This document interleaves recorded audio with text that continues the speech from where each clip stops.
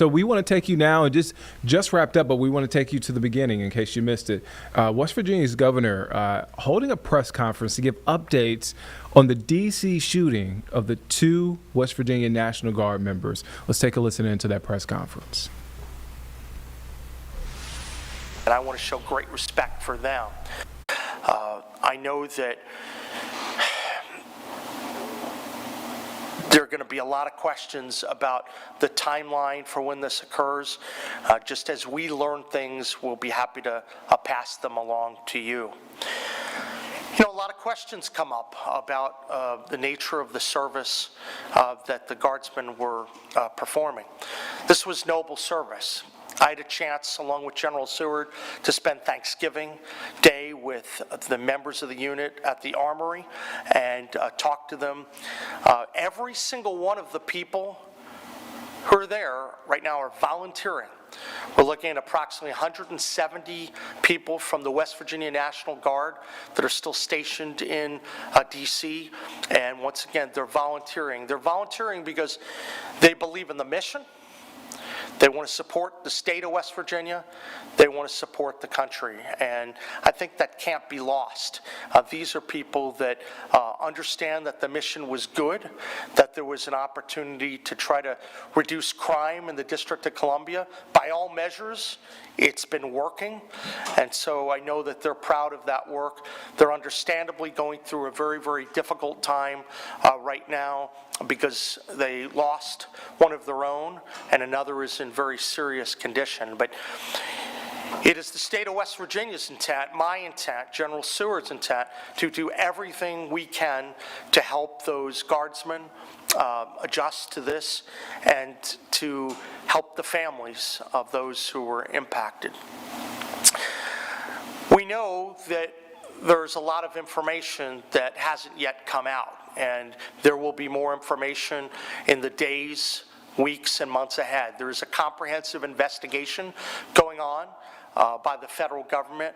You know, I've had a chance to talk to the president, and I've talked to the attorney general, and we're going to make sure that we're deferring to that process. I am reassured that there is a complete and full investigation going on, so while there'll be a lot of pundits who want to speculate about what happened and wrongly go to different places, we're not going to do that. We're not going to play into that. We're going to talk about this based on the facts that we know, and at this point, that investigation is ongoing. We know that there's been a lot of discussion about a criminal prosecution as well. The most important thing that I can tell the citizens of West Virginia is people are rightfully angry.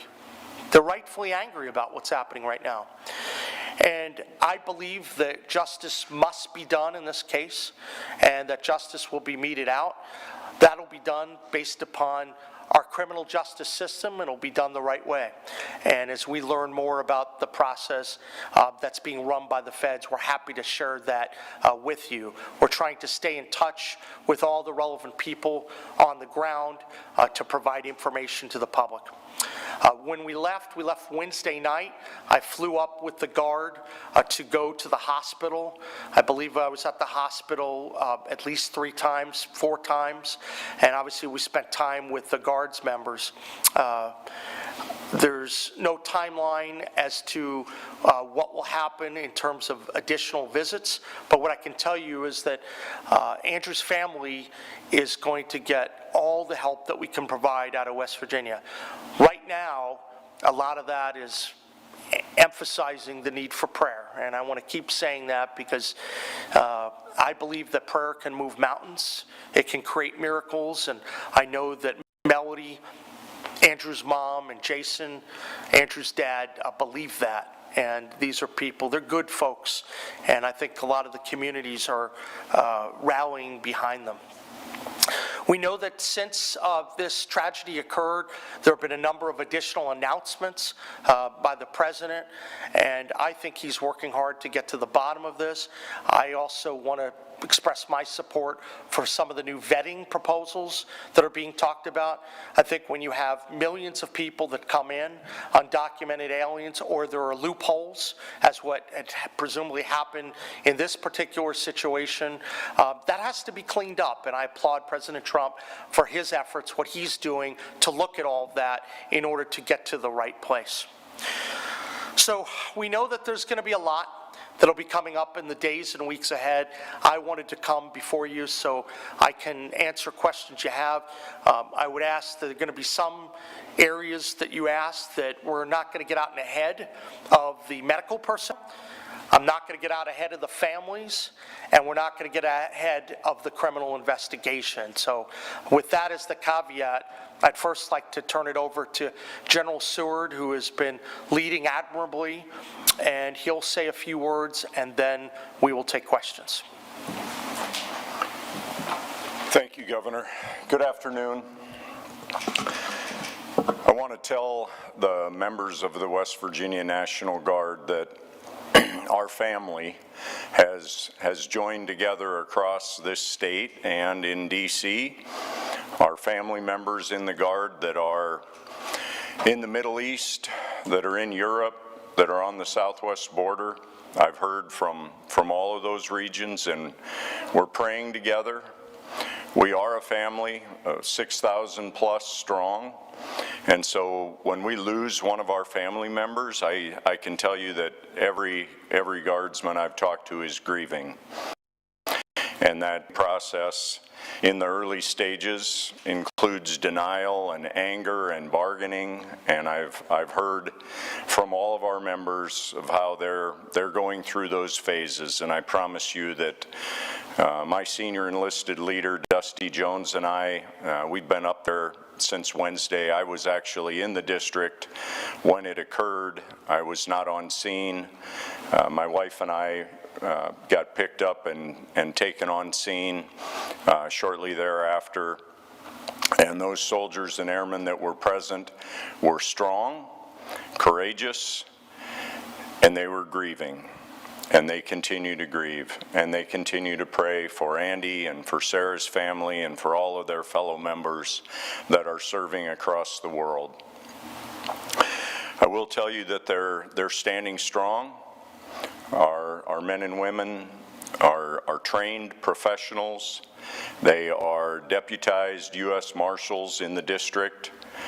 When they're on patrol, they're armed, and they are trained. I'm confident in their ability. I remain confident in their ability. In briefings with senior law enforcement officials in the district this week, I will tell you that dozens of them have told me, those involved in the investigation, that our members performed their duties as they have been trained, and they are proud of them, and I am proud of them. Because Andy's mom has asked for prayers, I will reiterate that I spoke with her last night before I left, and she said if I got the chance to talk to anyone, to please ask them to continue to pray for Andy, their family, for Sarah's family, and for all of our National Guard. Thank you. Thank you.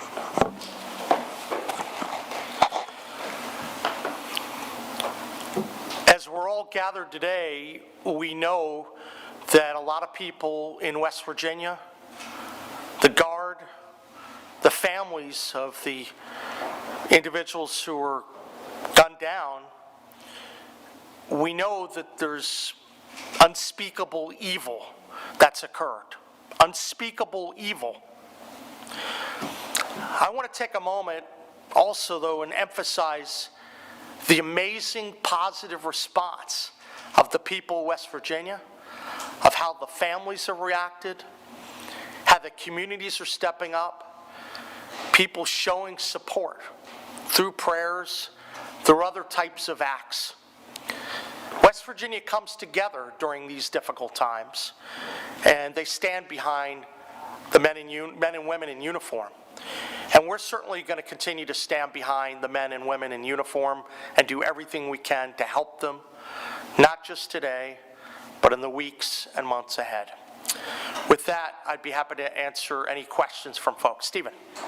Governor, you've used the phrase volunteer pretty frequently. I know you had some social media posts where you put it all in bold. So I think it's pretty clear that since November 17th, the force that remains, Right. 170 Yeah, yeah. we're talking about, are there as volunteers, part of the original force that you authorized back in August Right. to be there at the request of President Trump. And these are strictly volunteers. But walk us through that decision, because at least according to the November 8th press release from the West Virginia National Guard, you are the one that authorized That's correct. the volunteer force to remain there. Right. So who asked us to keep a volunteer force there? How did that decision come about Yeah. to keep this contingent there through the end of the year? Absolutely. So we know that we entered the district back in August, and after that happened, there were questions about how many people would be in the district, contributions from West Virginia and from other different states. So there's usually a rotation that occurs in terms of when guardsmen stay, and that as there are questions about how long we would stay, I made the decision to have the word come down that we would ask the people if they wanted to volunteer. And there was never any pressure. This was done that if people wanted to stay and fulfill the mission, they could. I was pleased to report that between about 160 and 170 people had asked to do that. And so that's why I emphasize that these are people that knew the mission. They agreed with the mission. I think the mission has been largely successful, and they wanted to serve their state and they wanted to serve their country. So I had extensive conversations with the National Guard, and I wanted to make this voluntary because anytime someone is doing that, there's a lot of sacrifice that's involved, and people give up time with their families. They take leave from work. They leave their communities, especially during the holiday season, but these are people that wanted to be there and they wanted to continue the mission. Brad? Brad McElhenney, West Virginia Metro News. Can you drill down with a little more detail? Who puts out the call to volunteer?